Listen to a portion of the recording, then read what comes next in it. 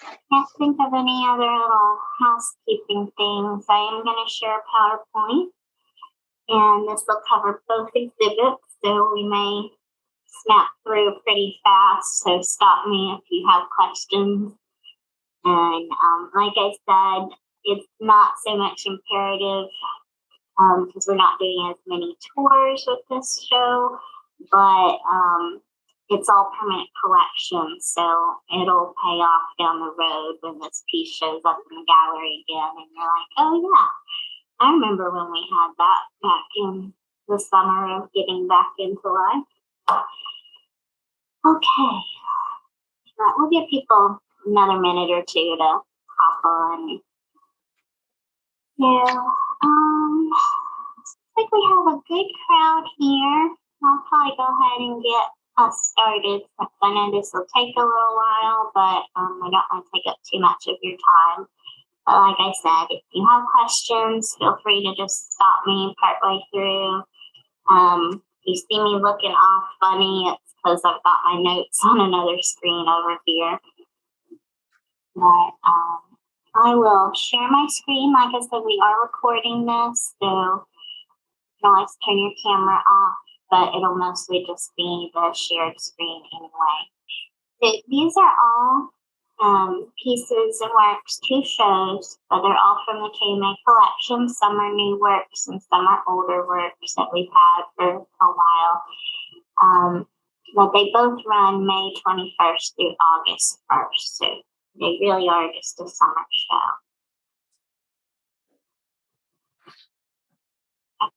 So view of the city Knoxville is I think it's going to be one of my favorite ones that we've had in a while.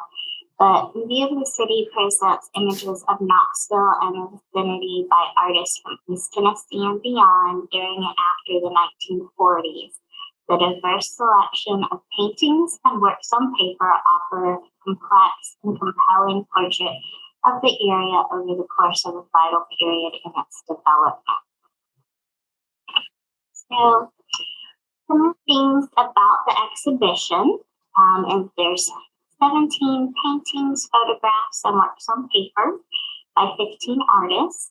It kind of spans 1940s through 2019, so it really is like almost a century of art again. So it's also kind of picks up the higher ground story, starting with the post-war revival and bridges that gap between drawing things from higher ground into the current period.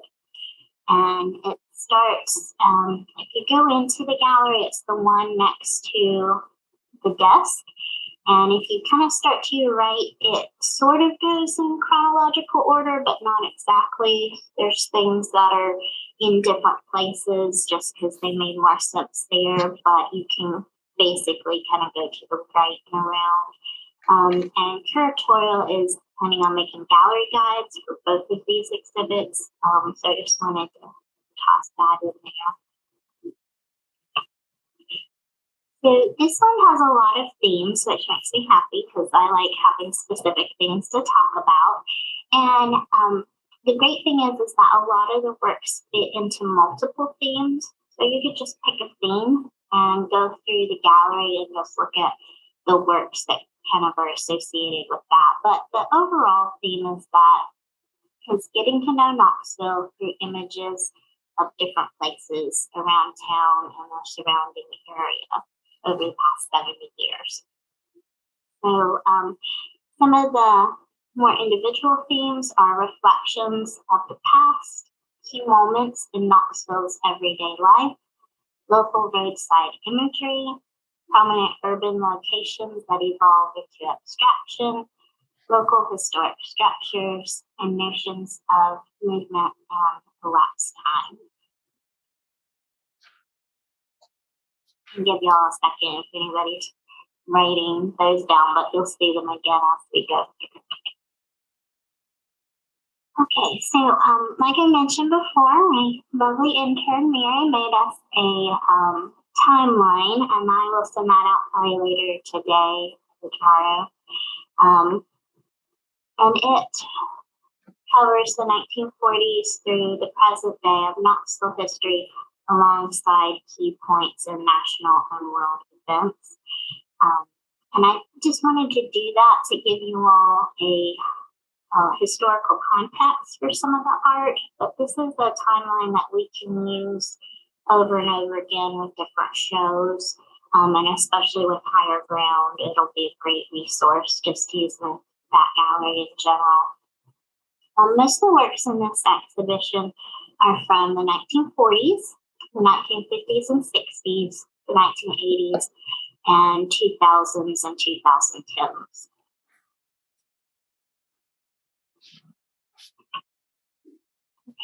So reflections of the past.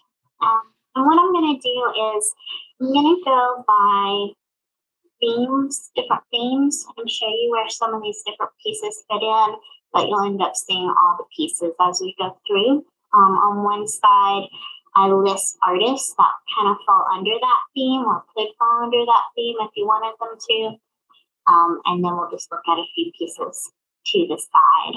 So most of you are familiar with Joseph Delaney's Vine and Central. And this is a great piece that was done in 1940, but it was after Joseph Delaney had already moved to New York, and he was remembering back to his time in Knoxville growing up and the different parades and things that happened in that Vine and Central neighborhood, which was where he and his brother Beaver Delaney grew up. And Stephen describes it as like a place in Knoxville where different classes and races rubbed shoulders. So even though Knoxville was still segregated back in the early part of the 20th century and up through the mid-century, that Vine and Central location was like where everybody kind of, all the different sections of town kind of merged together. And so you have black and white living on the same street, businesses, as well as residential. And it just covered a lot of the Knoxville demographics in one area. So it was kind of a very metropolitan section of the city. And Charles Griffin Farr, who we've had in Higher Ground as well. This is a street in Knoxville from 1947. And this one was also a memory of Knoxville after Farr had already moved away from Knoxville or had moved away and come back to visit family. But we don't really know where this location is. It's kind of an undetermined location. There's been some speculation, and Jack Neely has tried his best to pinpoint where it is, and he has some theories, which I mentioned in the notes. But for the most part, this could just be different locations that he's just put together from memory, and it might not even be a real place. But some of the other artists that you'll see as we go through kind of fall under the same thing, where it's looking back at the past and seeing Knoxville through the eyes of growing up in the area. These are some of my favorites, the key moments in Knoxville's everyday life. And we start out with the Henri Cartier-Bresson photograph from 1947 of Knoxville, Tennessee. And that's the lady with the eye patch sitting in the old truck with the crate on top. And we really don't know her story. Jack Neely has talked some about her and Cartier-Bresson's visit to Knoxville. And this is a scene in Market Square. He's kind of pinpointed the area by comparing it to other old photographs from the same time period to see what shops and stuff are in the background. So this is just a fun scene.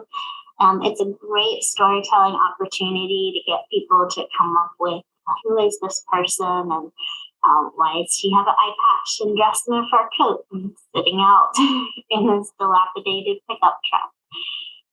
So all kinds of ways to bring up interesting conversation points. And the others are Danny Lyons. and his visit to Knoxville in 1967. Both Danny Lyon and Cartier Bresson were street photographers. So instead of like taking hours to set up a scene or, doing something like maybe Ansel Adams would do, they just took their small portable cameras and took pictures on the street of everyday life. So we get a really good glimpse as to what Knoxville and the people who lived in Knoxville looked like and acted like and what they did. The Danny Lyons photos are great because they were taken all over Knoxville, but a lot of them were taken in the neighborhood just a few blocks from the museum near James Agee Street, because Danny Lyons came to Knoxville to try to find the author James Agee's home that he had grown up in, which had been torn down by the time he got here. But he liked Knoxville, he liked the neighborhood, and hung around for like a week and just took rolls and rolls of film. And we're lucky enough to have a large collection of those. And these two are really fun. It's just normal, everyday people hanging out, driving their cars, holding their puppies. And it's just a really nice glimpse into what life was like in 1967 in Knoxville, a little scruffy city. So we'll move on to the local roadside imagery. So,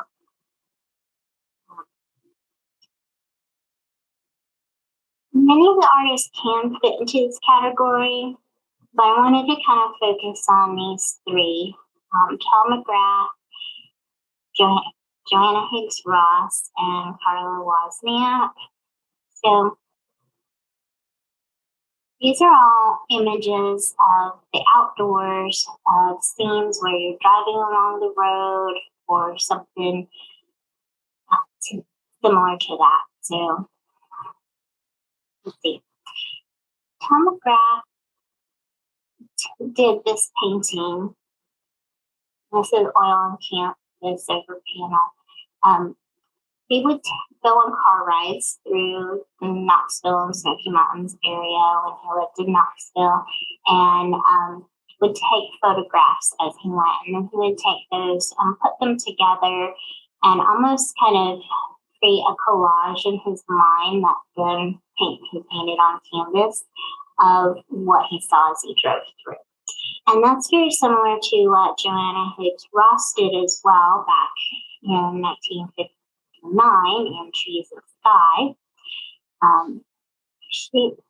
She was driving through Kate's Cove area and looking out the windows and just capturing in her mind these images of the trees and the sky and the foliage just going by, and then got back to the studio to create the actual work.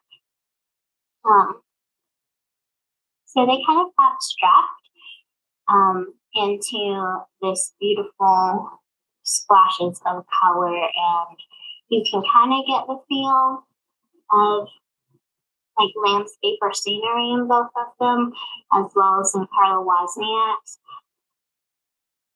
But they are also kind of stand on their own as abstract paintings as well.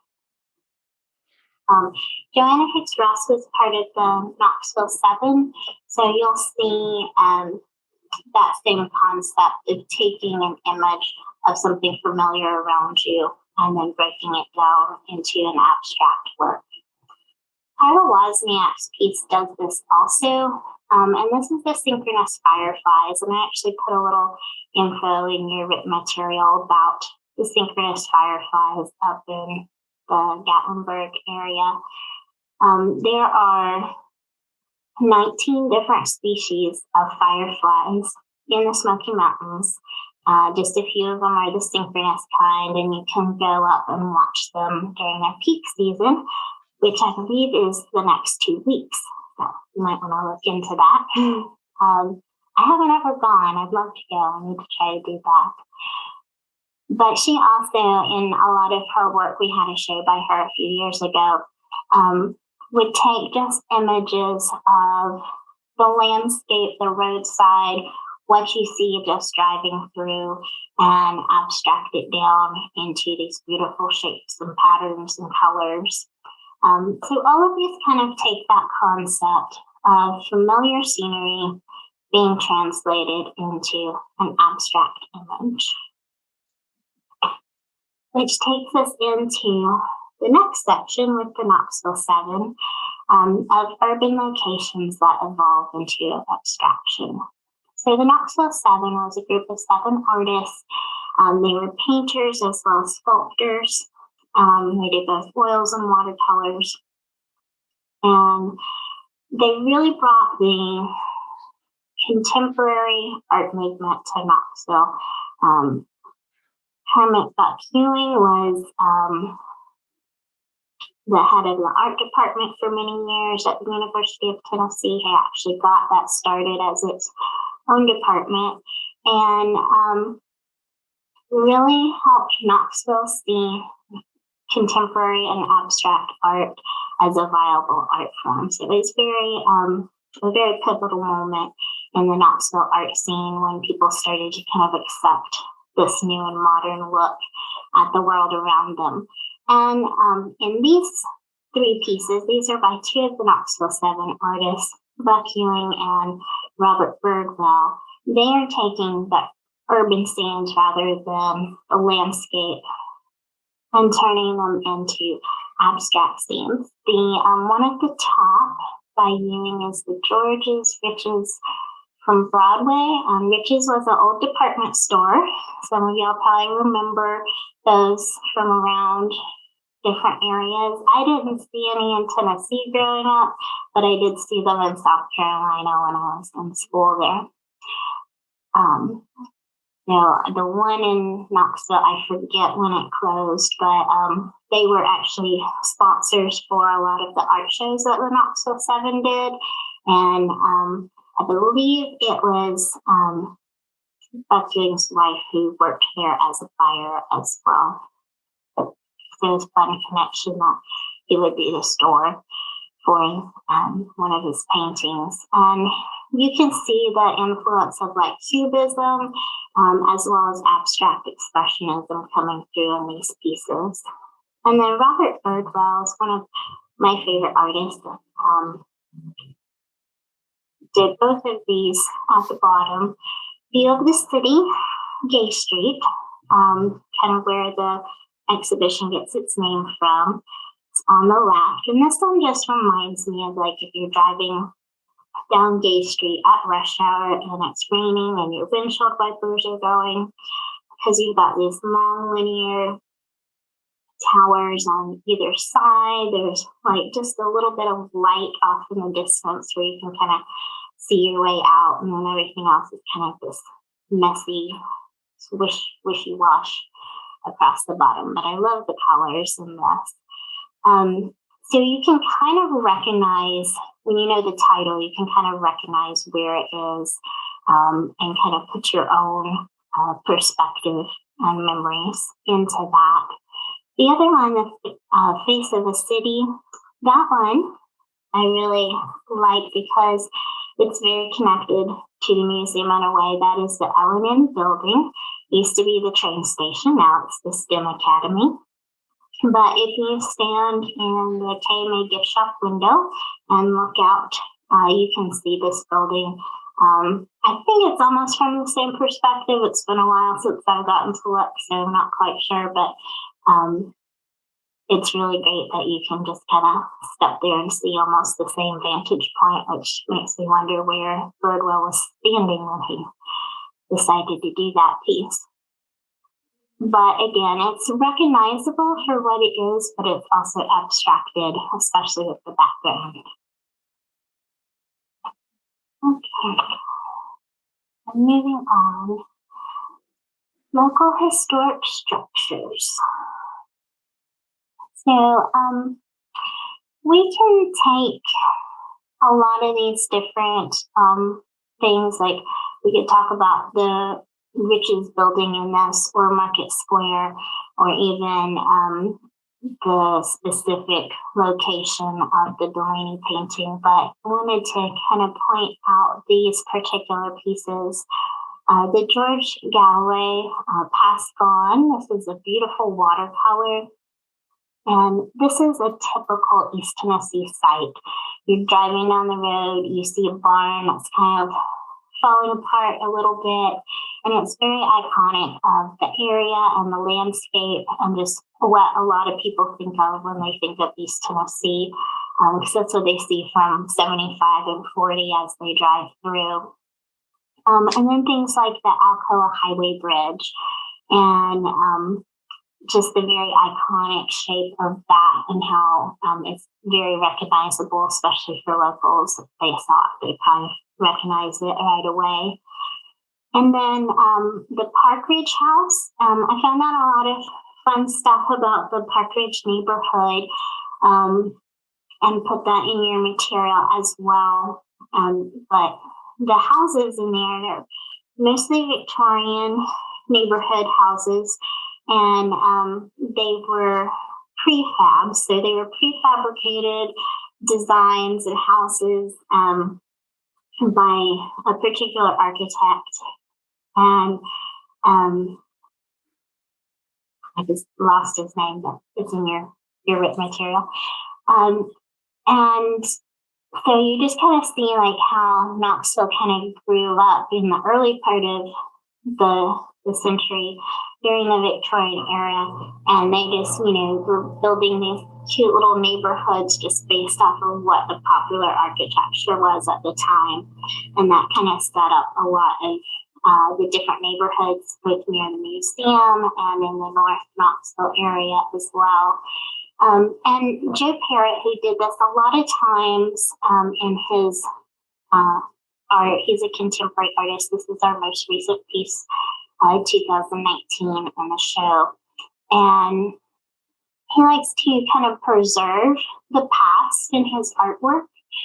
So a lot of times what he does is he'll do paintings of buildings and stuff that have either been slated to be torn down or have already been torn down, and maybe he's found photographs of. But this is one that is still standing. And, we don't know when architects, we don't know when how well the architecture is holding up on some of the prefabricated houses for this one in particular. So it might not last forever, but it is preserved in this painting. And that kind of goes with a lot of the work in the show. It's kind of almost like a scrapbook of Knoxville in a way. It's taking things from the past, and it's either memories or things that are still around or things that we kind of just consider part of what makes Knoxville up. And it just kind of draws everything together in this nice little almost family photo album of Knoxville. You have, the grandparents and the great grandparents and the nieces and the nephews, but they all come together as this family portrait in the gallery. Okay, so notions of movement and elapsed time. This one was a little bit harder for me to conceptualize, but once I started thinking about it, it kind of made sense with the pieces. And if you kind of think back to Design by Time, when we talked a lot about elapsed time and how to represent that in a still image, the whole exhibition is kind of collecting elapsed time and making a still image of it, as the gallery space is showing you the length of time from the 1940s to 2019. But these pieces kind of fit into that category as well, especially if you think about perspective and things like that. So the Knoxville Summer from 2001 is actually 4 different photographs all put together. And if you notice, they're not quite synced up. There's some like overlap and stuff, so you can definitely tell they were taken as individual images, but then they create this panoramic view. It's got the classic Tennessee, East Tennessee landscape with the kudzu covering half the trees. These two guys with their crystal cups wandering through the hillside. But the whole thing just kind of draws you in and draws the eye over and around so that you see the whole image. And it's almost like you're standing there kind of panning around and seeing what is going on in that neighborhood at that time. And then the David Underwood, the East Tennessee born, this is from 2000. And this one is really interesting. It's a cyanotype on flecked paper. So the technique makes it look like a really old image, even though it was just done recently. And the cyanotype is the kind of the blue chemicals that create that blue image on the paper that was used for making blueprints. It's affected a lot by sunlight and bright lighting. And it's at the East Tennessee barn. And if you notice, it's almost like you're approaching the barn. With each picture, it draws you in a little bit more and a little bit more and a little bit more. You're right up to where that little window and stuff is on the edge of under the edge of the eaves there. So the elapsed time is kind of that plays into that part, that it's kind of drawing you in and bringing you into as if you're walking up to the building. But like I said, the idea of elapsed time really does kind of encapsulate the whole exhibition as to one portrait of Knoxville done through this one gallery. So I'll take a little minute here. This is the last piece in the show. And this is Marsha Goldenstein, 1 Mile, an Artificial Cosmos from 2012. And I just want to let you all kind of talk a little bit about what theme or category you might place this under. Is it time lapse? Is it neighborhood? Is it? Y'all tell me a few things. I would say it goes with neighborhood because local roadside imagery.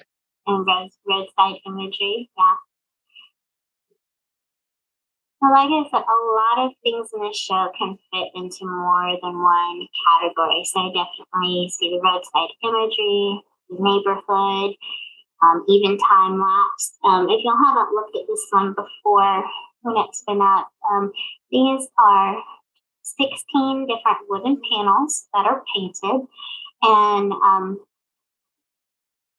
Marsha Goldenstein, she worked at the University of Tennessee for several years.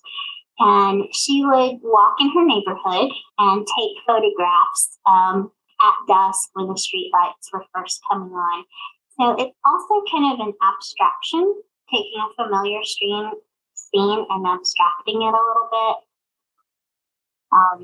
Because as an individual piece, you might be able to tell what's going on, but once it's all put together as a whole, again, it's like the show. It's bringing all these elements together to create one story and one image of Knoxville.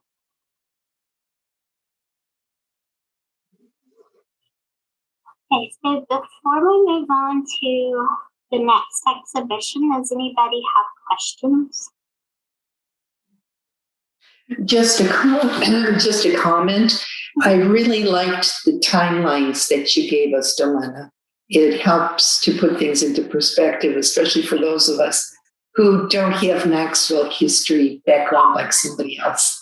Yes, I was thinking about that, and like I said, my intern Mary did a great job helping come up with those. I picked out the elements to put in the handout that applied to the pieces in this exhibition. But yeah, I really wanted you all to have a historical context for when some of this happened and just what was going on in Knoxville's history. And Delena, I was going to say that when we, I don't know if y'all talked about the plans to reinstall higher ground, it's kind of bigger, better version. Yeah. And we'll be able to include more of these. So I think these will turn up more often than they used to. And when we can take people through again, when you're with people that are from Knoxville, especially older people, they know a lot of these buildings, and it's a great way to people kind of connect over that, whether they sort of get the art or not. People remember the Riches Building and Ellen Station, et cetera, et cetera. So and the old Alcoa Highway Bridge, which I had never seen before. Just a historical footnote. Diane Hamilton was in Tom's class when he did that drawing. Oh, really? He did not say what year that was, but. Well, thank you, David. Yeah, so like I was saying, that was very helpful info for higher ground. Looks like David says is expanding. We have like a 3-year plan in place. That's the thing I like the most about higher ground, is because people from Knoxville kind of connect in a way they don't with other art, because they recognize the places, and it's a handy kind of portal. Yeah. If there's no other questions for this show, then we'll move on to the next show.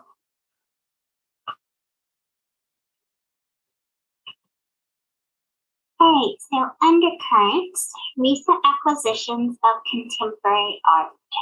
This one where, David, if you know something, chime in, because I mostly just have info about the works and stuff. So Undercurrents features 30 acquisitions from the past 5 years, representing the exciting growth of the KMA's contemporary collection through gifts and purchases. There are 22 artists featured and 30 works. It consists of paintings, photographs, works on paper, and sculptures. The gifts came to us through donors, gifts of the artists, gifted collections, where it's like more than one piece, like they have a personal collection and then they gift it to the museum, and bequeathments. Those are ones that are left like in someone's will to the museum.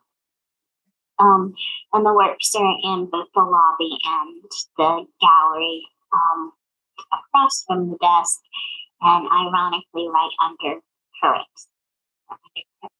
And yes, I'm pretty sure Stephen did that on purpose.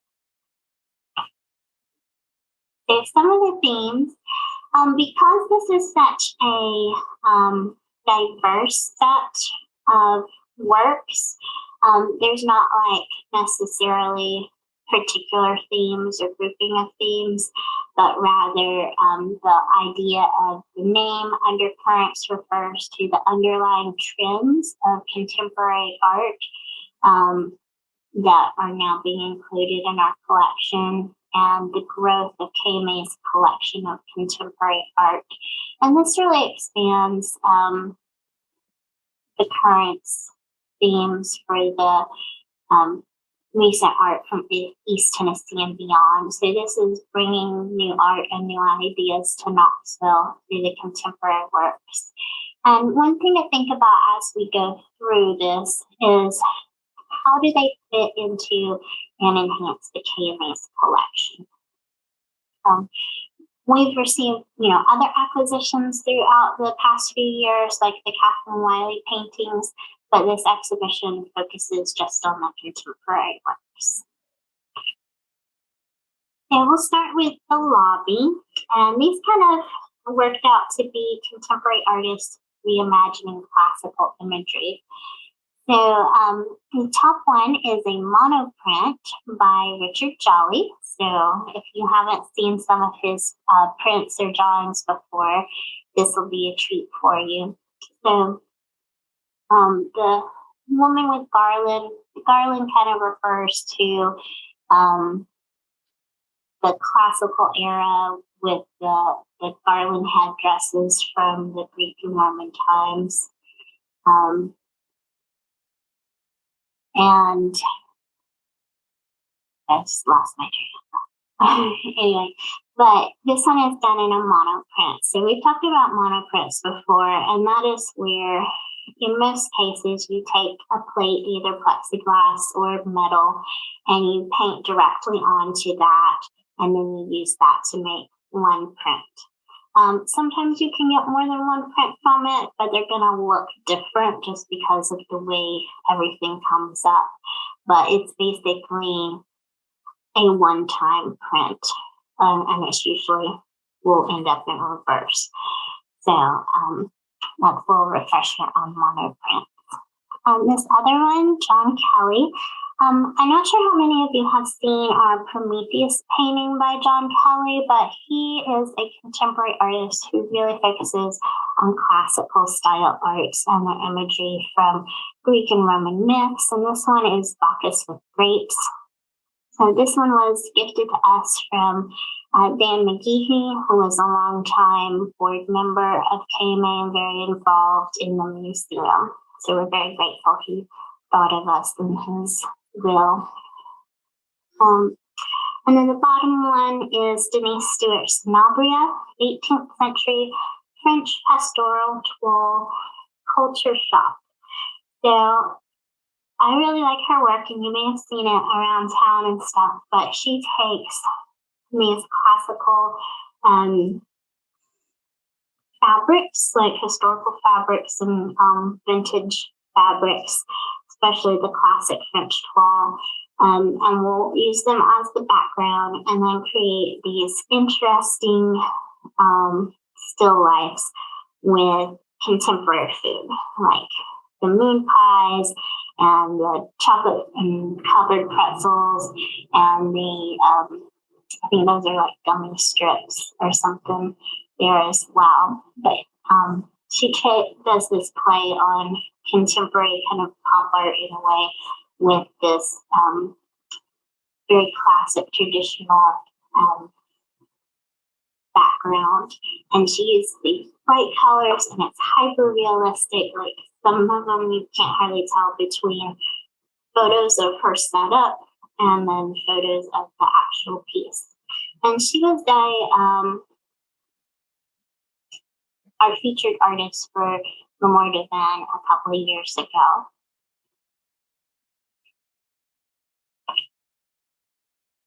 Okay, so then when you go into the gallery, we have several pieces that are in the center floor area, either in vitrines or hanging from the ceiling. So when you go in, be sure and look up. This one on the bottom right by David, do you know how to pronounce his name? Is it Creighton Michael or Creighton Michael? Anyway, we'll figure that out. But this Cohen 288 and this one.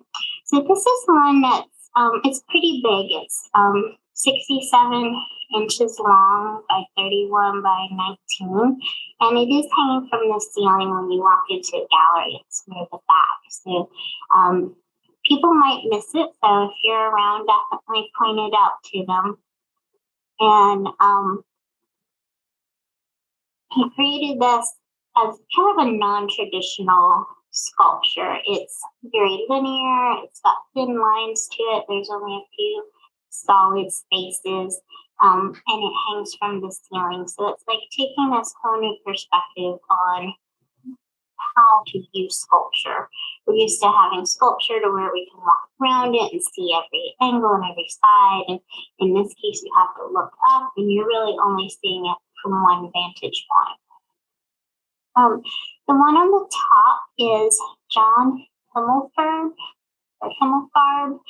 and this one is just this cute little trout. He likes to anthropomorphize his images in his sculpture, so he kind of gives it this little character. It's called delegate or delegate. He said it can be used kind of either as the verb or the noun. And just wanted to kind of give it like it's this little pushing truck, so it's pushing you and telling you what to do in a way. But it's just really cute, and we have another work by him later on, so keep this one in mind as we go through. And we also have some glass sculptures and vitrines in the center area. And I want to point out these are both gifts from Mary Hale Corcoran, and she's a lady from, I believe, Washington, D.C., that we started working with when we were working on the Richard Jolly installation back in 2014. She was fundamental in helping us to find and collect works to go in the Facets of Modern and Contemporary glass show. That's down the hallway, and we had an exhibition of that work to go along with the Richard Jolly Cycle of Life, so that people could get a concept of what was happening in the contemporary art world to kind of help contextualize the cycle of life. So she's still a good friend of the museum, and we're still collecting works through her. So the top one is by Renee Rubicek, from Prague, and this is bumble form. And Renee's concept is about like creating these kind of effortless looking glass forms that are there for aesthetics, but they create kind of this space of etherealism, and everything's kind of hollow and lightweight looking, even though glass is very heavy. Kind of similar, on a similar same vibe are the works. Is the work below from Julius Wieland. And these are both blown glass, so they are hollow. And the picture doesn't really do it justice. It's almost a C shape. It creates this little crescent shape. And it reminds me of these bubble wrap tubes that you get in packages sometime, but they've been kind of manipulated and crinkled. So then we get into the gallery works, and these I kind of just went through alphabetically, but they worked out well because some of them, the same artist will have multiple pieces. And so we'll start with David Alley, and we've had some work by him in the past, although these are newer acquisitions by him. And they just create this great sense of space. And in a way, like, you're not quite sure what you're looking at first until you get right up to it and start to look at it. The top one is almost similar to, like, if you're looking at the edge of the moon or the earth with the sun coming up over the edge, but it is also looks like you're looking over water, and maybe there's a wave or the sun peeking through, just coming up over the horizon. And it's called Ray of Light. And he just creates these great atmospheric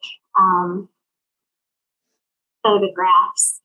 I'm going to try to kind of keep up with my notes here too, so I can look over and add things as we go.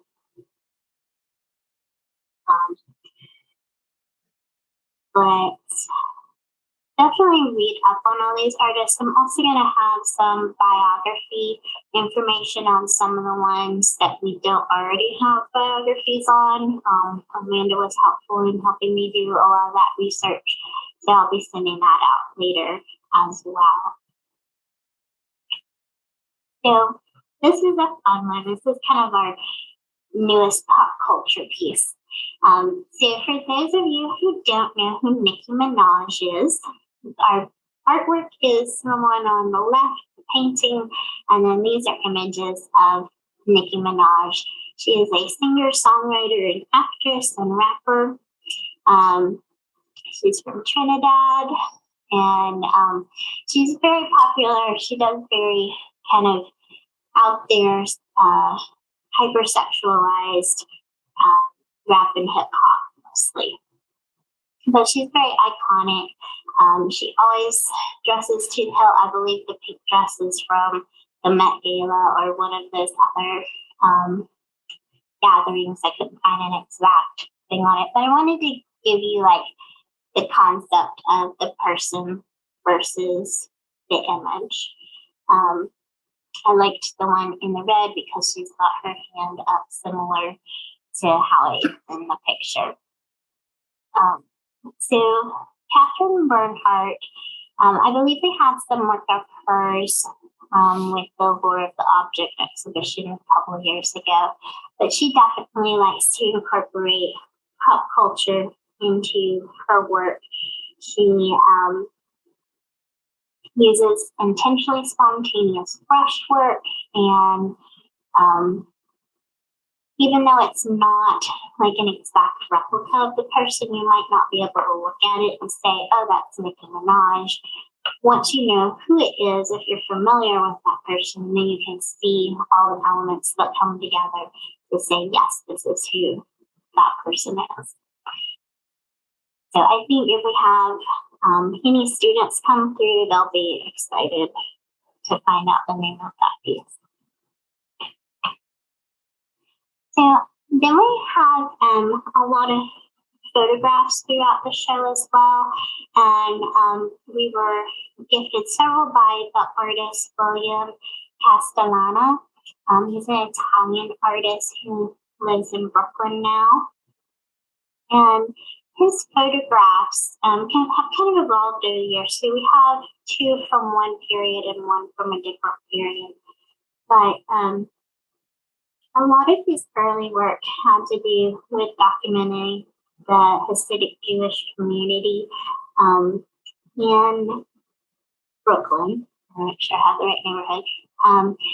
And so you see that in the top two images. And it's just these family photos of on the street. Again, we're going back to street photography, so you can take some of what we talked about with the previous show and apply it to the works in here. But just capturing people in their natural element. And it's basically just a document of this is the people who lived in his neighborhood that he wanted to represent through his artwork. And then he also did the kind of still life period in his art as well. And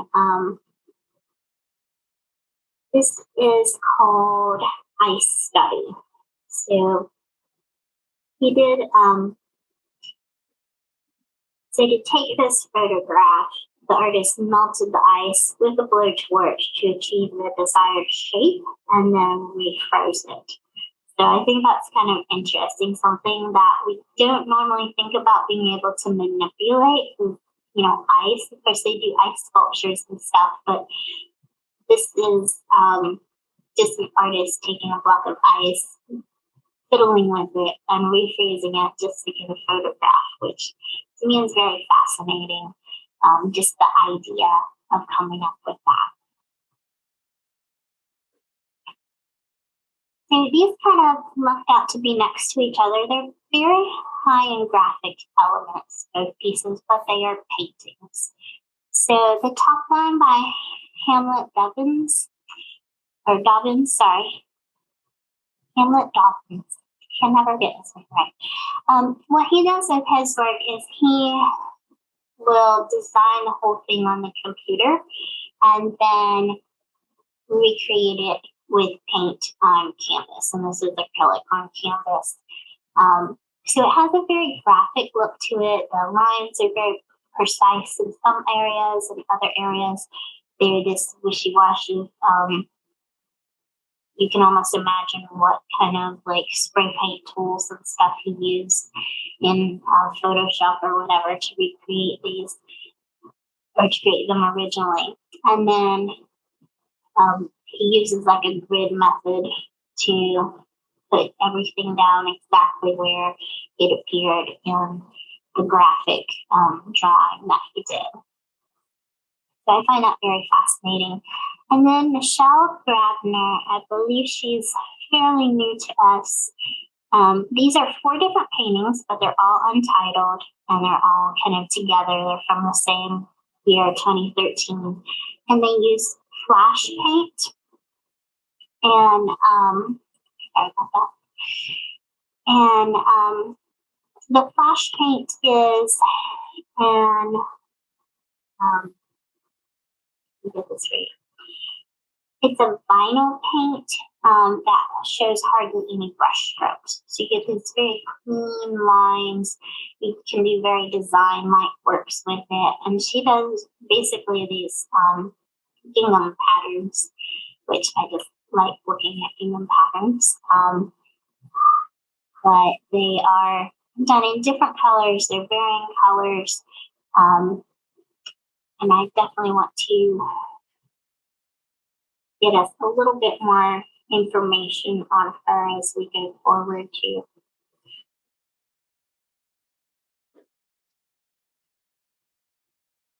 So currently, the series was inspired by memories of domestic textile patterns from her childhood home in on Lake Michigan, which I had addressed in that yellow gingham pattern that I loved. I had a little hat that matched and everything. A bit about my background. See, this is one that I tried to blow up as big as possible so you could really see the detail, although you really need to go look at it to see everything. So the artist, John Himmelfarb, you'll remember he did the little truck that was kind of anthropomorphized. He does these very detailed drawings. And when you look at them from a distance, they kind of look like a whimsical map or city scene from like a children's storybook or something, or those drawings of castles that you used to get and cut out and stuff. But if you start looking closer, you'll see that the elements aren't necessarily what they appear to be. I was looking at the other day, there are houses and stuff in there, but then all of a sudden they'll like turn into a pie or a slice of cake or an umbrella. I don't know if you can see on the far left side, there's an umbrella house there. And down below, there's a spaceship down in that bottom left corner. So this is going to be a fun one to really explore. There's animals, there's fish and dogs and all kinds of things just hidden throughout. It reminds me a lot of the Empire painting of the Undercurrents with all the different little doodled details. And I'm just gonna moving on. So then we have several abstract pieces in the show as well. The top one by Howard Hull. I really love the colors on this. It's called Late Summer, and he is a Tennessee artist who lives in Tennessee now in Louisville. So very close by. So you can kind of see almost like feel the hot summer weather. It's definitely 90 degrees in that picture. But he produced like an extensive body of abstract paintings inspired by his rural environment. And you really get that in like, you can almost see like rocks and trees and maybe even animals throughout it. So this is just a fun one to look at where he's taken the landscape and abstracted it into something else. And then the one below, that one's been up in Currents before. I think we got it last year, actually, the 2019 gift. And this one is acrylic on aluminum. And it's parts of it are done almost in a screen print kind of method. Everything's layered in different layers. But it's really big, and it's just fun because some of the things that look like might be shadows on it are actually just part of the piece itself. And the artists like to kind of recreate what he considered like a blank wall space that wasn't really a blank wall. You get that lovely brush strokes, and that band at the bottom is actually a grid pattern. Definitely one that you kind of have to see in person to really get the full scale. The various shapes and colors of land found below the strip of sky are deeply embedded in my subconscious, that they will probably always have an effect on what I paint. So again, this is another artist whose work is kind of inspired by the concept of the landscape, but is very much abstract. So you've got like your horizon line and then the above and below.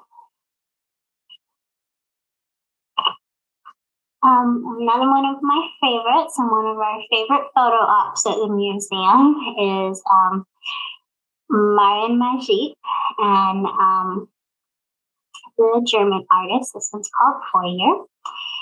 And a lot of people are surprised that this is an oil painting on canvas, so not a photograph, but it's beautifully done. The glow of the light bulbs is very striking, and the shine on the floor just gives it such depth and makes it feel so real and deep.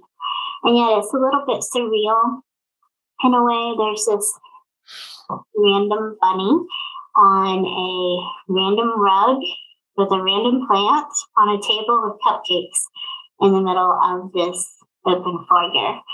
And we don't really know why he necessarily picked all these different elements, but something the artist has talked about doing is trying to make something like so realistic, but also taking the concept of like the old clip art from and adding images in. So in a way, it's kind of like a collage painting, but it's done in a very realistic standpoint. And that, in contrast, kind of takes us into the Daniel Pitton painting below, and you get some of that detail. So this one is called Waiting, and it's his signature painting method. It blends hard edges and imagery with the loose gestural, murky narrative themes that are pulled from his memory. So like we talked about with some of the artists in the other work, this is one that's drawn from memory.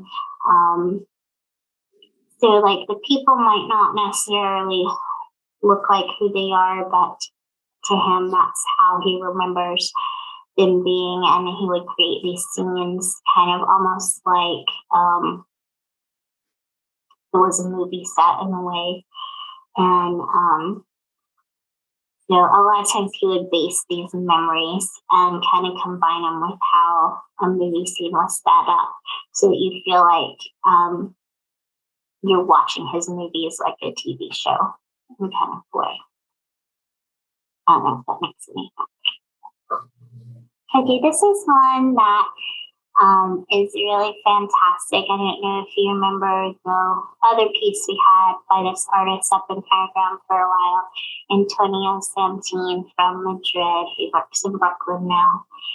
And this is called Quijón Desastre, and it is basically means disaster drawer. And he talks about like a tailor's drawer of leftover threads and odds and ends, and how it all comes together. And this is oil on canvas, but it is very textured. You should look up some videos by him online, because it's interesting to see his method. But he basically adapts the oil paint to be strong enough to hold its form. So when he squeezes it out, it creates these string-like patterns. And so I wish I had a good detail of this piece to show, but I didn't get one. But it's basically layers and layers of what looks like string all together. But when you step back, it creates this form like a rug. And he actually will use real rugs to kind of be his inspiration of how the folds and stuff happen. And but then he creates this wonderful texture with the paint as threads. It's very hard to describe, so definitely go look at that one. Okay. So this one, I want to remember to tell you about the handprints as signatures. So Josh Smith is a contemporary painter. It is very abstract work, oftentimes using his hands as his paintbrush. So finger painting on the highest level. But a lot of times instead of like necessarily signing his work, his literal handprint is his signature. So it's very clear on the one with the bright white handprints in the front, but the darker one on the left, the handprints are kind of muddied and merged in the background too, so they're not just on top. They kind of look like a little bear claw as well. But that's kind of one of his signature elements to finish off his piece. And he may be best known and most frequent motifs is using his own name, but in this case, he uses his handprints as part of the work. Okay, so we're almost getting to the end. There's a lot of pieces in this show. This one I am so happy to have. This is a Jared Sprecher, which many of you might not realize that all the Sprecher works in the museum we don't normally own. They're just on loan from the artist. But we're happy to finally own one of his works from his 2018 series. This one's called Technology of Dirt. And this was a series he did based on reflections in windows in a public garden center. So if you really look at it, you see the flowers and stuff kind of come through right away. But as you look closer, you'll see like a window pane on one side, and there's a reflection of a person in there. And as you kind of gaze back through the flower arrangement, you start to see shapes of people and a building and more windows. So this is one of those ones you can like really get lost in all the different layers. And what he would do is when he was traveling, would go to these centers where there was, trees and foliage and a garden scene, but he would take pictures and pay attention to reflections in the windows, and then come back to his studio and kind of put those together and meld them into this one image that kind of recreated more of a memory of the whole experience, as well as the play of the reflections in the glass, and kind of brings everything together. We had a show by him I guess in 2018, that was with the same concept. We do still have some books about that show in the Docent office. So if you ever want to look at those, if you'd like to take one, just ask me. I think I have a few extra in my office. Okay, a little bit more photography. Robert von Sternberg. I'll have to look at my notes for this one. He examines the Southern California suburban sprawl and other effects of the post-war population explosion. So if you have anything from the airport in Stockholm, which looks very kind of deserted and maybe at nighttime, and then the Rockview Trailer Park. And the atmosphere in these two are very similar. You've got that bright focus in the center and the darkness all around, but they're very different subject matters. So you do anything from public places to roadside attractions after hours when it's kind of void of people, and the incandescent glow of like a gas station or lights against the night sky. So it's all about this atmospheric, almost this desolate, quiet, calm, but representing this busy suburban sprawl that the world has become. And then to our last piece, this is by Charles E. Williams. It's called Nightstick Harlem, July 1964. And this was done in 2016. So this wasn't like concurrent with the setting. But he actually takes images from like the civil rights era and recreates them into these impactful, very,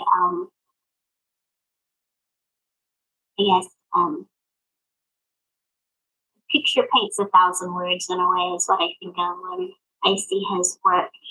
But in the making of this work in particular, he took archival press photos from July 20th, 1964, near the Harlem Apollo Theater, where this incident was taking place. And he kind of, in your written material, but he wanted to create that same feeling that you got when you looked at the Goya paintings of war, but to represent the civil rights era and the current racial struggles and police brutality, and he addresses these issues by taking photographs that maybe have like the flashbulb element, and it takes away like the outside source and just focuses on what's actually happening right there in the scene. And it creates these beautiful almost watercolor effects. This is oil on watercolor paper, which is a little bit difficult to do unless you put a base down first. So I'll have to look at it in detail and try to figure out how he did that. But the idea is bringing attention to a modern day problem through the past history of how we've gotten there. So he uses a lot of archival images too, and then recreates them as these beautiful pieces of artwork that tell the story. And it comes from a series, that's what I really remember. It comes from a series he did called Put Your Hands Where My Eyes Can See, that is inspired by the Goya disasters with war prints, but relating it to the civil rights and police brutality issues in America. Okay, I believe that was our final piece. I'm going to stop sharing my screen. Does anybody have any questions about the exhibitions or artists? Lots of cool things. I know, it's a lot of cool things. I can't wait to come in and see them. Yes, definitely. They're arranged lovely. When you go into each of the galleries, they're just beautiful. Jonathan sent some photos earlier today that I'll try to share with you all later in the week. But yeah, definitely come out and see it. And I'll be in the office starting in June, so stop by and say hi. Come see my new office. I have a question, Mm-hmm. and this has nothing to do with anything, but you said that, especially the first gallery, that you go in and go around to the right, which is counterclockwise. Is that typical for all art exhibits? No, not really. There used to be like more standards about stuff like that, but it really depended a lot on the museum.